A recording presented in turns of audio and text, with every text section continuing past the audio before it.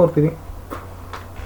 Already ನಾವು 50 ಅಂಕಗಳ ಪ್ರಶ್ನೆಗಳನ್ನು 60 ಅಂಕಗಳ ಪ್ರಶ್ನೆಗಳನ್ನು ಸೊ ಎಲ್ಲವುಗಳನ್ನು ಕೂಡ ಹಾಕಿದ್ದೀವಿ. ಸೊ ಅವೆಲ್ಲ ವಿಡಿಯೋಗಳನ್ನು ನೋಡ್ರಿ.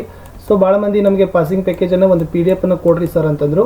ಸೊ ಅದಕ್ಕಾಗಿ ಈ ಪಾಸಿಂಗ್ ಪ್ಯಾಕೇಜನ್ನು ನಾನು ಕೊಡ್ತೀನಿ. ಸೊ ಚೆನ್ನಾಗಿದೆ, ಅದನ್ನು ಕೂಡ ತಾವುಗಳು ಸ್ಟಡಿ ಮಾಡ್ಕೊಂಡು ನೀವು ಏನು ಮಾಡ್ಬೋದು ಅಂದರೆ ಒಳ್ಳೆಯ ಅಂಕಗಳನ್ನು ಗಳಿಸ್ಬೋದು. ಸೊ ನೆನಪಿರಲಿ, ಈ ಪಾಸಿಂಗ್ ಪ್ಯಾಕೇಜನ್ನು ನಾವು ನಮ್ಮ ಟೆಲಿಗ್ರಾಮ್ ಗ್ರೂಪಿಗೆ ಶೇರ್ ಮಾಡಿರ್ತೀವಿ. ಸೊ ಯಾರೆಲ್ಲ ಟೆಲಿಗ್ರಾಮ್ ಗ್ರೂಪಿಗೆ ಜಾಯ್ನ್ ಇಲ್ಲ, ಸೊ ಟೆಲಿಗ್ರಾಮ್ ಗ್ರೂಪ್ಗೆ ಬಂದು ಜಾಯ್ನ್ ಆಗಿ ಈ ಪಾಸಿಂಗ್ ಪ್ಯಾಕೇಜನ್ನು ಪಡ್ಕೊಡ್ರಿ. ಓಕೆನಾ? ಸೊ ಭಾಳಷ್ಟು ರೀತಿಯಾಗಿರ್ತಕ್ಕಂಥ ಈಸಿಯಾಗಿ ನೀವು ಎಷ್ಟು ಮಾರ್ಕ್ಸ್ ತೊಗೋಬೋದು, 45 ಮಾರ್ಕ್ಸ್ಗಳನ್ನು ತೊಗೋಬೋದು. ಸೊ ಯಾವೆಲ್ಲ ಇದಾವೆ ಅಂತ ಹೇಳ್ತೀನಿ. ಸಮಾಂತರ ಶ್ರೇಣಿಯ n ಪದ ಕಂಡುಹಿಡಿತಕ್ಕಂಥದ್ದು 2 ಮಾರ್ಕ್ಸಿಗೆ ಕ್ವಶನ್ ಬರ್ತದೆ. 5, 9, 13, 17 ಇಲ್ಲಿ 50ನೇ ಪದವನ್ನು ಕಂಡುಹಿಡಬೇಕು. ಮೊದಲ ಪದ 5, ಸಾಮಾನ್ಯ ವ್ಯತ್ಯಾಸ 9 5 ಕಳೆದ್ರೆ 4, n 50. ಸೂತ್ರ ಯಾವುದಾಗಬೇಕು? n = a + n - 1 × d ಸೂತ್ರವನ್ನು ಹಾಕಿದಾಗ ಬೆಲೆಗಳನ್ನು ಸಬ್ಸ್ಟಿಟ್ಯೂಟ್ ಮಾಡಿರಿ, 201 ಅಂತ ಉತ್ತರ ಬರ್ತದೆ. ಇದು ಇಂಪಾರ್ಟೆಂಟ್ ಇತ್ತು. ಇವೆಲ್ಲ ಲೆಕ್ಕ ಪ್ರಾಕ್ಟೀಸ್ ಮಾಡ್ಕೊಡ್ರಿ, ಖಂಡಿತವಾಗಿ ನಿಮಗೆ ಇಲ್ಲಿಂದ ಒಂದುಗಳು ಬರ್ತಾವೆ. ಇನ್ನು ಆ ಲೆಕ್ಕ ಬರಲಂದ್ರೆ ಈ ಲೆಕ್ಕ ಆದರೂ ಖಂಡಿತವಾಗಿ ಬರ್ತದೆ. n ಪದಗಳ ಮೊತ್ತ ಕಂಡುಹಿಡಿಯೋ ಸೂತ್ರ. ಸೊ ಶ್ರೇಣಿ 5, 8, 11, 14 10 ಪದಗಳ ಮೊತ್ತವನ್ನು ಕಂಡುಹಿಡಬೇಕು. ಮೊದಲ ಪದ 5 ಎರಡನೇ ಪದ 8ರಲ್ಲಿ 5 ಕಳೆದ್ರೆ 3 ಆಮೇಲೆ ಪದಗಳ ಸಂಖ್ಯೆ 10. ಸೊ ಇಲ್ಲಿ ಯಾವ ಸೂತ್ರ ಹಾಕಬೇಕಪ್ಪ ಅಂದ್ರೆ Sn = n / 2 2a + n - 1 × d ಅಂತಕ್ಕಂಥ ಸೂತ್ರವನ್ನು ಹಾಕಿ.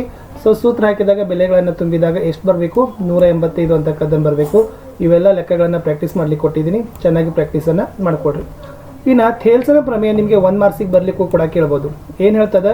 ತ್ರಿಭುಜದಲ್ಲಿ ಒಂದು ಬಾಹುವಿಗೆ ಸಮಾಂತರವಾಗಿ ಎಳೆದ ರೇಖಾಖಂಡ ಉಳಿದೆರಡು ಬಾಹುಗಳನ್ನು ಸಮ ಅನುಪಾತದಲ್ಲಿ ವಿಭಾಗಿಸ್ತದೆ. ಇನ್ ಕೇಸ್ 1 ಮಾರ್ಕ್ಸಿಗೆ ಇದು ಬರಲಿಲ್ಲ ಅಂದ್ರೆ 4 ಅಥವಾ 5 ಮಾರ್ಕ್ಸಿಗೆ ಈ ಪ್ರಮೇಯದ ನಿರೂಪಣೆ ಕೇಳ್ತಾರೆ, ಸಾಧನೆ ಕೇಳ್ತಾರೆ, ಅದನ್ನು ಬರೀಬೇಕು. ಚಿತ್ರ ಪ್ರಾಕ್ಟೀಸ್ ಮಾಡಿಕೊಡ್ರಿ. ದತ್ತ, ಸಾಧನೀಯ, ರಚನೆ, ಸಾಧನೆ ಇಷ್ಟು ಮಾಡಿದರೆ ಏನು ಮಾಡ್ತಾರಪ್ಪ ಅಂದ್ರೆ ನಿಮಗೆ 4 ಅಥವಾ 5 ಮಾರ್ಕ್ಸ್ಗಳನ್ನು ಆರಾಮಾಗಿ ಇದರಲ್ಲಿ ಕೊಡ್ತಾರೆ. ಮುಂದಿನ ಪ್ರಶ್ನೆಗೆ ಬರ್ತೀನಿ. ಇದು ಒಂದು ಪ್ರಮೇಯ. ಇನ್ ಕೇಸ್ ಥೇಲ್ಸ್ ಪ್ರಮೇಯ ಬರಲಿಲ್ಲ ಅಂದ್ರೆ ಕೋ ಪ್ರಮೇಯ ಬರ್ತದೆ. ಇದೇನು ಹೇಳ್ತದೆ ಅಂದ್ರೆ ಎರಡು ತ್ರಿಭುಜಗಳು ಸಮಕೋನೀಯಗಳಾಗಿದ್ದರೆ ಅವುಗಳ ಅನುರೂಪ ಬಾಹುಗಳು ಸಮಾನುಪಾತದಲ್ಲಿನೇ ಇರ್ತವೆ. ಸೊ ABC ಅದ. ಸೊ ಇದು DEF ಹಾಕೊಡ್ರಿ. ಸೊ ದತ್ತ ಬರ್ಕೊಡ್ರಿ. ತ್ರಿಭುಜ ABC ಮತ್ತು ತ್ರಿಭುಜ DEFಗಳಲ್ಲಿ ಕೋನ A ಸಮ ಕೋನ D, ಕೋನ B ಸಮ ಕೋನ E, ಕೋನ C ಕೋನ F. ಸಾಧನೀಯ AB / DE = BC / EF = CA / FT. So ರಚನೆ ಅದ, ಸಾಧನೆ ಅದ, ಅದನ್ನು ಕೂಡ ತಾವುಗಳು ನೋಡ್ಕೊಂಡು ಏನು ಮಾಡ್ಕೋಬಹುದು ಬರ್ಕೊಂಡ್ರೆ. ಸೊ ಇದಕ್ಕೂ ಕೂಡ ನಿಮ್ಗೆ ಎಷ್ಟು ಮಾಡ್ತಾರಪ್ಪ ಅಂದರೆ ಖಂಡಿತವಾಗಿ 4 ಮಾರ್ಕ್ಸಿಗೆ ಬರ್ತಕ್ಕಂಥ ಪ್ರಶ್ನೆಗಳಿದಾವೆ, ಯೂಸ್ ಮಾಡ್ಕೊಡ್ರಿ.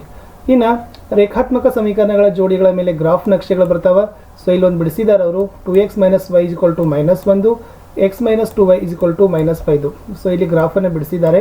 ಇದೇ ಥರನಾಗಿ ನೀವೇನು ಮಾಡಬೇಕಪ್ಪ ಅಂತಂದರೆ ಬಿಡಿಸ್ಬೇಕು. ಈ ಗ್ರಾಫ್ ಈ ಥರನಾಗಿರ್ತಕ್ಕಂಥ ಇಲ್ಲಿ ಸ್ಕೇಲ್ ಅಂತ ಬರೀಬೇಕು, ಮೂಲಮಾನಗಳಂತ ಬರೆದು ಸೊ ಏನು x ಅಕ್ಷದ್ದು y ಅಕ್ಷದ್ದು ಎಷ್ಟಿದೆ ಅನ್ನೋದನ್ನು ಬರೆದ್ರೆ ಸೊ ನಿಮ್ದು ಏನು ಮಾಡ್ತಾರಪ್ಪ ಅಂತಂದರೆ ಕೊಡ್ತಾರೆ. ಸೊ 4 ಮಾರ್ಕ್ಸ್ ಆರಾಮಾಗಿ ಪಡಿತೀರಿ. ಇನ್ನು ವರ್ಜಿಸೋ ವಿಧಾನದಿಂದ ಸಮೀಕರಣಗಳ ಜೋಡಿಗಳನ್ನು ಬಿಡಿಸೋದು 2 ಮಾರ್ಕ್ಸ್ ಕ್ವಶನ್ಸ್ ಬರ್ತದೆ. ಇಲ್ಲಿ ಸಮೀಕರಣ ಏನದ ಅಂದ್ರೆ 2x + y = 5, 3x + y = 7 ಬರ್ಕೊಡ್ರಿ. ಈ y ಹೋಗ್ತದೆ, ಈ y ಹೋಗ್ತದೆ, ಉಳಿದದ್ದು ಏನು ಉಳಿತದಪ್ಪ ಅಂತಂದ್ರೆ x ಅಂತಕ್ಕಂಥದ್ದು 2 ಮಾತ್ರ ಉಳಿತದೆ. ಇದೇ x ನ 2 ಬೆಲೆಯನ್ನು ನಾವು ಏನು ಮಾಡೋಣ, ಸಮೀಕರಣ 1ರಲ್ಲಿ ಹಾಕ್ರಿ. ಅವಾಗ y ಬೆಲೆ ಬರ್ತದೆ 1 ಅಂತ ಬರ್ತದೆ. ಒಟ್ಟೆ ಬಿಡಕ್ಕೆ ಹೋಗ್ಬೇಡ್ರಿ, ಭಾಳ ಈಸಿಯಾಗಿರ್ತಕ್ಕಂಥ ಲೆಕ್ಕ ಇದಾವೆ. ಆಲ್ರೆಡಿ ಯಾವೆಲ್ಲ ನೀವು ಲೆಕ್ಕ ಬಿಡಿಸ್ಬೇಕು ಅನ್ನೋದನ್ನು ಕೂಡ ನಾವು ಇಲ್ಲಿ ಕೊಟ್ಟಿದ್ದೀವಿ. ಅದನ್ನು ಚೆನ್ನಾಗಿ ನೀವು ಏನು ಮಾಡ್ರಪ್ಪ ಅಂತಂದರೆ ಪ್ರಾಕ್ಟೀಸ್ ಮಾಡಿಕೊಂಡು ಹೋಗ್ರಿ. ಸೊ ಒಳ್ಳೆ ಅಂಕಗಳು ನಿಮಗೆ ಇಲ್ಲಿಂದ ಸಿಗ್ತಾವೆ. ಓಕೆನಾ? ಮುಂದಿನ ಪ್ರಶ್ನೆ ವೃತ್ತದ ಮೇಲಿನ ಪ್ರಮೇಯ. ವೃತ್ತದ ಮೇಲಿನ ಯಾವುದೇ ಬಿಂದುವಿನಲ್ಲಿ ಎಳೆದ ಸ್ಪರ್ಶಕ ಸ್ಪರ್ಶ ಬಿಂದುವಿನಲ್ಲಿ ಎಳೆದ ತ್ರಿಜ್ಯಕ್ಕೆ ಲಂಬನೆ ಆಗಿರ್ತದೆ. ಸೊ ಇದು ಚಿತ್ರ ಬರ್ತದೆ. ಆಮೇಲೆ ದತ್ತ ಇದೆ. O ವೃತ್ತ ಕೇಂದ್ರ, XY ಅಂತಕ್ಕಂಥದ್ದು P ಬಿಂದುವಿನಲ್ಲಿ ಎಳೆದ ಸ್ಪರ್ಶಕ, OP ಸ್ಪರ್ಶ ಬಿಂದುವಿನಲ್ಲಿ ಎಳೆದ ತ್ರಿಜ್ಯ. ಸಾಧನೀಯ ನೋಡ್ಕೊಡ್ರಿ, ರಚನೆ, ಆಮೇಲೆ ಲಾಸ್ಟ್ ಏನು ಮಾಡಬೇಕಪ್ಪ ಅಂದ್ರೆ ಅದನ್ನು ಕನ್ಕ್ಲೂಷನ್ ಮಾಡ್ಕೊಂಡ್ರೆ ಸೊ ನಿಮ್ಮ ಅಂಕಗಳು ಕರೆಕ್ಟಾಗಿ 3 ಮಾರ್ಕ್ಸಿಗೆ ಬರ್ತದೆ. ಇನ್ ಕೇಸ್ ಆ ಪ್ರಮೇಯ ಬರದೇ ಇದ್ರೆ ಸ್ನೇಹಿತರೆ ಇದಂತೂ ಡೆಫಿನೆಟ್ ಆಗಿ ಬರ್ತದೆ. ಬಾಹ್ಯ ಬಿಂದುವಿನಿಂದ ವೃತ್ತಕ್ಕೆ ಎಳೆದ ಸ್ಪರ್ಶಕಗಳು ಸಮನೇ ಆಗಿರ್ತವೆ ಅನ್ನೋದನ್ನು ಸಾಧಿಸಿ ಅಂತಕ್ಕದ್ದನ್ನು ಕೂಡ ನೀವು ನೋಡ್ಬೋದು. ಸೊ ಖಂಡಿತವಾಗಿ ಇದನ್ನು ಕೂಡ ತಾವು ಪ್ರಾಕ್ಟೀಸ್ ಮಾಡಿಕೊಂಡು ದತ್ತ, ಸಾಧನೀಯ, ರಚನೆ, ಸಾಧನೆಗಳನ್ನು ಬರೆದ್ರೆ ಸೊ ನಿಮ್ದು ಏನಾಗ್ತದಪ್ಪ ಅಂದರೆ ಕಂಪ್ಲೀಟ್ ಆಗಿರ್ತಕ್ಕಂಥ ಪ್ರಶ್ನೆ ಉತ್ತರ ಸರಿ ಆಗ್ತದೆ. ಇನ್ನು ಮುಂದೆ ಇರ್ತಕ್ಕಂಥದ್ದು ಏನಿದೆಪ್ಪ ಅಂದರೆ ಮೂಲ ಬಿಂದುವಿನಿಂದ ಒಂದು ನಿರ್ದಿಷ್ಟ ಬಿಂದುವಿಗಿರುವ ದೂರಗಳನ್ನು ಕಂಡುಹಿಡಿಯೋದು. ಸೊ ದೂರ ಕಂಡುಹಿಡಿತಕ್ಕಂಥ ಸೂತ್ರ ಗೊತ್ತಿರಲಿ. ಸೊ D = √x² + y² ಅಂತ ಬರ್ತದೆ. ಅದನ್ನು ಹಾಕಿ ನೀವೇನು ಮಾಡಬೇಕು, ಕಂಡುಹಿಡಿಬೇಕು. ಸೊ ಆಲ್ರೆಡಿ ಒಂದು ಲೆಕ್ಕ ಮಾಡಿದ್ದಾರೆ. ಸೊ ಅದೇ ತನಗೆ ಸೇಮ್ ಪ್ಯಾಟರ್ನಲ್ಲಿ ಇರ್ತಕ್ಕಂಥ ಲೆಕ್ಕಗಳನ್ನು ಕೊಟ್ಟಿದ್ದಾರೆ. ದೂರ ಕಂಡುಹಿಡಿಯುವ ಸೂತ್ರ ಅಂತ ಬರ್ಕೊಂಡು ಸೊ ಸೂತ್ರ ಹಾಕಿ ಅವುಗಳನ್ನ ಲೆಕ್ಕಗಳನ್ನು ಬರೀತಕ್ಕದನ್ನು ಪ್ರಾಕ್ಟೀಸ್ ಮಾಡಿ. ಇನ್ನೊಂದು ಬರ್ತದೆ ಎರಡು ದೂರಗಳ ನಡುವಿನ ದೂರ ಕಂಡುಹಿಡಿಯೋದು ಅಂತ ಬರ್ತದೆ. ಸೊ ಇಲ್ಲಿ 2, 10, 8, 4 2 ಡಿಜಿಟ್ ಕೊಡ್ತಾರೆ. ಇಲ್ಲಿ ಸೂತ್ರ ಏನಾಗ್ತದಪ್ಪ ಅಂದ್ರೆ D is equal to root x2 minus x1 whole square plus y2 minus y1 whole square ಅಂತಕ್ಕಂಥದ್ದು ಇಲ್ಲಿ ನೀವೇನು ಹಾಕಬೇಕು ಸೂತ್ರಗಳನ್ನು ಹಾಕಬೇಕು. ಸೊ ಈ ಲೆಕ್ಕದಲ್ಲಿ ನೀವು ಹಾಕಿದಾಗ ಏನಾಗ್ತದಪ್ಪ ಅಂದ್ರೆ 6√2 ಅಂತಕ್ಕದ್ದನ್ನು ನೀವು ಏನು ಮಾಡಬೇಕು ಇಲ್ಲಿ ಉತ್ತರಗಳನ್ನು ತೋರಿಸ್ಬೇಕಿತ್ತು. ಇದು ಇಂಪಾರ್ಟೆಂಟ್ ಇತ್ತು. ಇವೆಲ್ಲ ಲೆಕ್ಕಗಳಿದಾವೆ. ಸೊ ಇದನ್ನು ಕೂಡ ನೀವೇನು ಮಾಡಿರಿ ಎರಡು ಬಿಂದುಗಳ ನಡುವಿನ ದೂರವನ್ನು ಕಂಡುಹಿಡಿಯೋ ಲೆಕ್ಕಗಳನ್ನು ಪ್ರಾಕ್ಟೀಸ್ ಮಾಡಿರಿ. ಇನ್ನು ಎರಡು ಬಿಂದುಗಳನ್ನು ಜೋಡಿಸುವ ರೇಖಾಖಂಡವನ್ನು ನಿರ್ದಿಷ್ಟ ಅನುಪಾತದಲ್ಲಿ ವಿಭಾಗಿಸುವ ಬಿಂದುವಿನ ನಿರ್ದೇಶಾಂಕಗಳನ್ನು ಕಂಡುಹಿಡಿಯೋದು.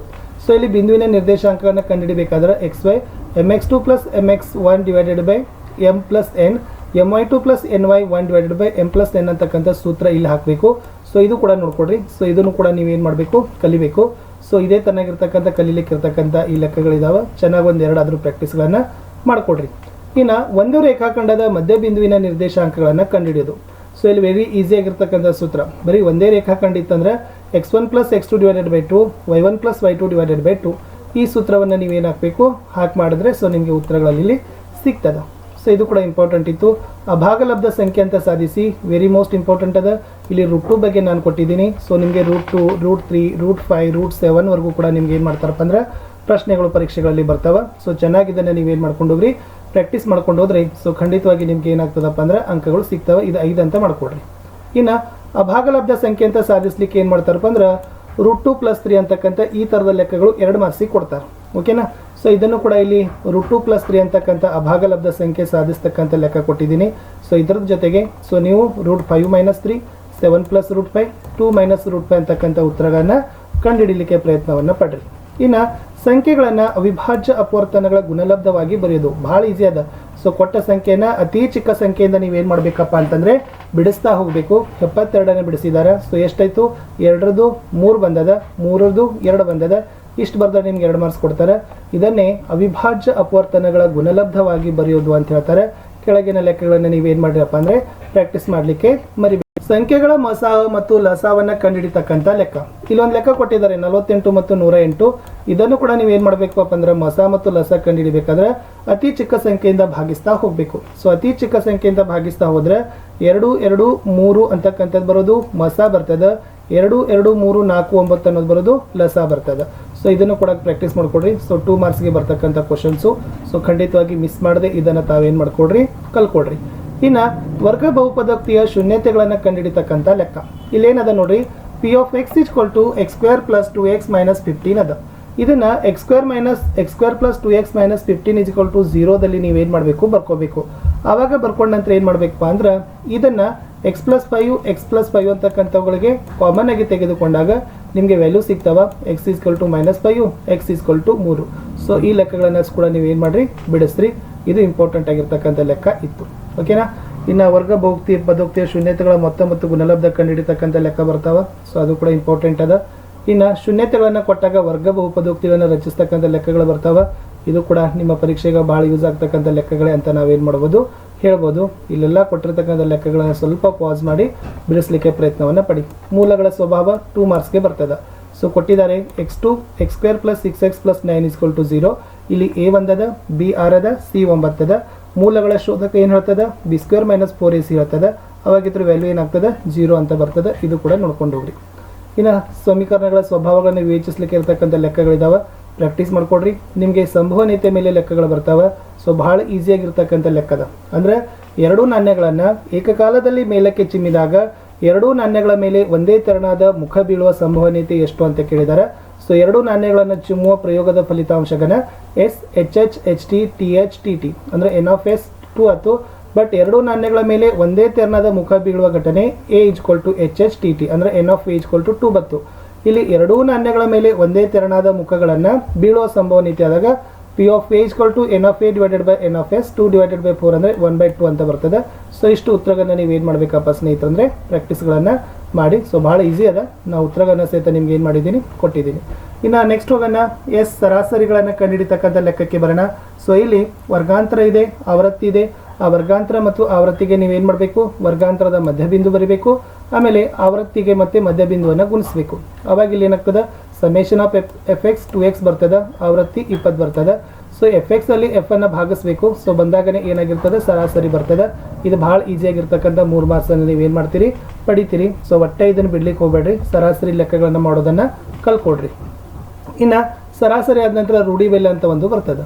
ಇಲ್ಲಿ ರೂಢಿ ಬೆಲೆ ಕಂಡುಹಿಡಬೇಕಾದ್ರೆ ವರ್ಗಾಂತರ ಮತ್ತು ಆವೃತ್ತಿ ಕೊಟ್ಟಿರ್ತಾರೆ. ಸೊ ನೀವೇನು ಮಾಡಬೇಕು, ಕೆಳಮಿತಿ, ಆವೃತ್ತಿ, ಹಿಂದಿನ ವರ್ಗಾಂತರದ ಆವೃತ್ತಿ, ಮುಂದಿನ ವರ್ಗಾಂತರದ ಆವೃತ್ತಿ, ವರ್ಗಾಂತರದ ಗಾತ್ರ, ಇಷ್ಟು ನೀವೇನು ಮಾಡಬೇಕು ಫಸ್ಟ್ ಕಂಡುಹಿಡಬೇಕು.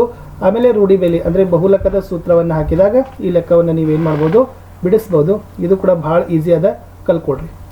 ಇನ್ನು ನೆಕ್ಸ್ಟ್ ಬಹುಲಕ ಆಯಿತು, ಸರಾಸರಿ ಆಯಿತು. ಇನ್ನು ಮುಂದೆ ಬರ್ತಕ್ಕಂಥದ್ದು ಮಧ್ಯಾಂಕ ಅಂತ ಒಂದು ಬರ್ತದೆ. ಇಲ್ಲಿನೂ ಕೂಡ ನಿಮಗೆ ಫ್ರೆಂಡ್ಸ್ ವರ್ಗಾಂತರ ಮತ್ತು ಆವೃತ್ತಿಗಳನ್ನು ಕೊಟ್ಟಿರ್ತಾರೆ. ವರ್ಗಾಂತರ ಮತ್ತು ಆವೃತ್ತಿಗಳನ್ನು ಕೊಟ್ಟಾಗ ನೀವೇನು ಮಾಡಬೇಕು, CFಗಳನ್ನು ಕಂಡುಹಿಡಬೇಕು, ಸಂಚಿತ ಆವೃತ್ತಿ. ಆಮೇಲೆ ಇಲ್ಲಿ ಆವೃತ್ತಿ, ಕೆಳಮಿತಿ, ಸಂಚಿತ ಆವೃತ್ತಿ, ಆವೃತ್ತಿ ಮತ್ತು ಗಾತ್ರವನ್ನು ಕಂಡುಹಿಡಬೇಕು.